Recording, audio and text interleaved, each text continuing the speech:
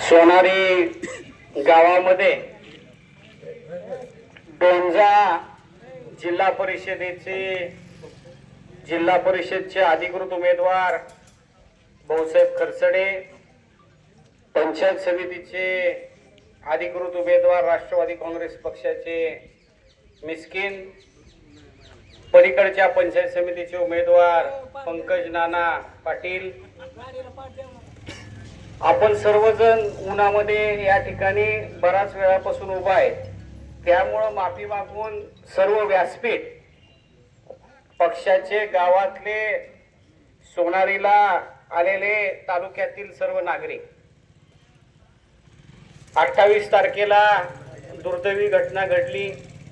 सकाळी दादांच्या अपघाताची बातमी आपल्याला सोशल मीडियावर पाहायला मिळाली. ही बातमी कुणीतरी खोडसाळपणाने टाकली असेल अशी आपल्या सर्वांची समजूत होती, परंतु दुर्दैवानं ती बातमी खरी निघाली. माझ्यावर, तुमच्यावर, मतदारसंघावर नव्हे तर पूर्ण महाराष्ट्रावर आणि दादांच्या कुटुंबावर खूप मोठा आघात त्या ठिकाणी झाला आणि कधी न भरून निघणारं नुकसान आपलं या ठिकाणी झालेलं आहे. त्याची श्रद्धांजलीचा कार्यक्रम आपण या ठिकाणी घेतला. दादांचं माझ्यावर, माझे वडील कैलासवासी मारुद्र मोठे बाप्पा वारल्यानंतर 2-3 महिन्यातच मी त्यांना छोट्या मोठ्या कामाला भेटलो.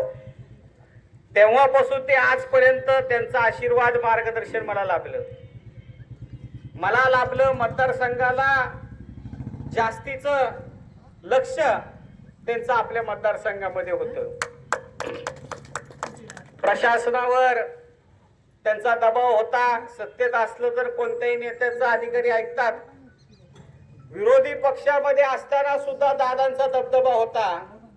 आपल्याला कुठली एखादी अडचण आली, आपलं तर काही कुठलं 2 नंबर नाही, कुठलं मोठं विषय नाही, परंतु समाजाचं, लोकांचं, मतदारसंघातलं एखादी अडचण आली, एखादा फोन केला इथून आपण, तर यंत्रणा दादा फिरवत होते.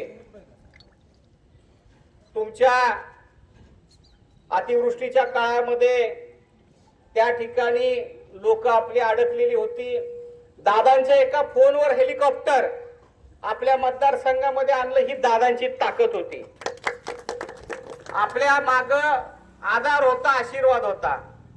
ही दुर्दैवी घटना घडल्यानंतर आता आपण कुणाला बोलायचं, कुणाकडे आपला प्रश्न न्यायचा, हा सगळ्यांनाच आपल्या ना पडलेला प्रश्न आहे.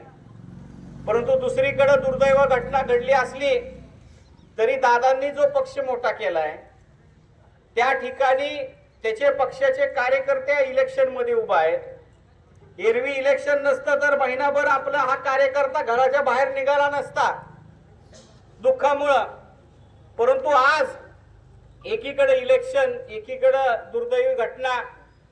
आपण कुठलाही बँड, कुठलाही त्या ठिकाणी ढोलीबाजा नाही, कुठलाही त्या ठिकाणी फटाके नाहीत, त्या ठिकाणी कुठलाही प्रकारचा गाजावाजा न करता साध्या पद्धतीने प्रचार या ठिकाणी चालू केलेला आहे. शेवटी दादा असते आणि त्यांच्या वेळेस त्यांचे कार्यकर्ते इलेक्शनला उभे आले असते तर दादा सुद्धा प्रचारामध्ये एखादी घटना विसरून कामाला लागले असते. आणि आज तर आपल्या सर्वांची जबाबदारी आहे, सर्व कार्यकर्त्यांची. सर्व पक्षाचे कार्यकर्ते आपापल्या गावामध्ये 100% आपले एका जागेवर आहेत, त्याच्या मनामध्ये आपल्याला शंका नाही.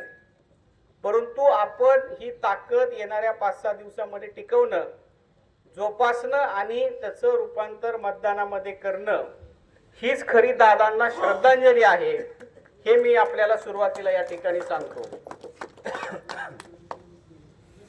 दादांनी महाराष्ट्रामध्ये काम केलं, परंतु आपल्या मतदारसंघामध्ये इतरांपेक्षा जास्तीचा वाटा त्यांचा आहे. सीना कोळेगावचं धरण माझे वडील कैलासवासी मारुद्र मोठे बाप्पा यांच्या काळामध्ये सुरुवात झाली. आपण मला आमदार केला, आशीर्वाद दिला, त्यावेळेस ह्या धरणाचं पाणी आपण या ठिकाणी या धरणामध्ये थांबवलं, हे सर्व दादांच्या माध्यमातून कामं झाली. 220 केव्ही सबस्टेशन आपण आपल्या सोनारीच्या जवळ उभा केलं. त्याच्या उद्घाटनाला काय दादासाहेबजी सांगितलं. आणि हे MECB ची कामं आपण ह्या ठिकाणी मार्गी लावली. आज सोनारी असल, आसपासच्या गावातल्या लोकांना असल, लाईटीची सगळ्यात मोठी अडचण येते. 10, 15, 33 केव्ही आपण केलेले आहेत, परंतु आणखीन आपल्या ह्या भागामध्ये 33 केव्ही झाल्याशिवाय हा आपला लाईटीचा प्रश्न सुटणार नाही.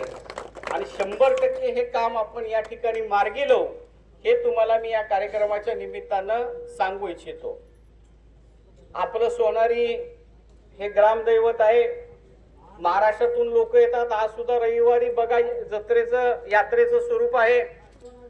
आणि ह्या गावाचा विकास करायचा असेल तर खऱ्या अर्थानं आपलं तीर्थक्षेत्रामध्ये आपलं गाव हे ब वर्गामध्ये आलं पाहिजे. ह्याच्यासाठी आपण आमदार असताना प्रयत्न केला. ब वर्गाचं महत्व एवढं आहे की एकदा ब वर्गामध्ये तुमचं नाव आलं की प्रत्येक वर्षी शासन तुम्हाला या ठिकाणी पैसे देते. आपल्यावर कुणाला टीका करायची नाही, काय नाही, परंतु जे आपण केलंय त्याची कागदपत्र पुरावे आपल्याकडे. आणि ह्या वर्गाचा निधी आणि तीर्थक्षेत्राच्या निधीसाठी येणाऱ्या काळामध्ये आपले जिल्हा परिषद कडून सुद्धा निधी असतो, DPC मधून सुद्धा असतो, शासनाचा असतो. ह्या गावाला आपण मदत करण्याची भूमिका करणार आहोत. डोमगाव देखील आपल्याकडे आहे. प्राथमिक आरोग्य केंद्र मागच्या आपल्या काळामध्ये या ठिकाणी झालेले. जास्त विकासावर मी बोलत नाही, विरोधकावर मी बोलत नाही. आपलंच काम एवढं आहे की ते सांगत बसलं तर आपल्याला वेळ पुरणार नाही. आज दुःखद प्रसंग आहे, प्रसंग वेगळा आहे. लांबलचक बोलणं गरजेचं नाही. जिल्हा परिषद मेंबर आपले होतकुरू आहेत भाऊसाहेब खरसडे, त्यांना जिल्हा परिषदच्या कामाचा अनुभव आहे. निधी कसा आणायचा त्यांना माहिती आहे. बापूंना देखील पंचायत समिती ह्याचा अनुभव आहे. पंकज पाटील यांना MECBचा एवढा दांडगा अनुभव आहे की कोणतंही काम पलीकडच्या गटामध्ये काम करणारी माणसं आहेत. आणि ह्यांना भेटण्यासाठी तुम्हाला कसली अडचण येणार नाहीत असे तरुण आणि लोकांच्या कामाला येणारे नेते आहेत. आणि ह्या सर्वांच्या माग दादासाहेबांचा आपल्याला आशीर्वाद आहे. नेटके तात्या बरोबर आहेत आपल्या, अशोक बाबा आपल्या बरोबर आहेत, अनेक ज्येष्ठ मंडळी आपल्या बरोबर आहे. आपली टीम आहे तिथंच आहे. आणि आपली टीम एका जागेवर असल्यावर आजच्या ह्या राजकीय परिस्थितीमध्ये काय चित्र निकालामध्ये येणार आहे निवडणुकीमध्ये हे वेगळं आपल्याला या ठिकाणी सांगायची गरज नाही. फक्त चिकाटीनं आपण आपलं या ठिकाणी काम करावं. येणाऱ्या 7 तारखेला घड्याळ हो बटन दाबून आपण मतदान करावे विनंती करतो. आणि तात्यांनी सांगितलं की लाईटीचा प्रश्न ह्या गावचा अतिशय गंभीर झालेला आहे, परिसराचा. त्याचं देखील 100% तात्या आपण हे लाईटीचा प्रश्न सोडू.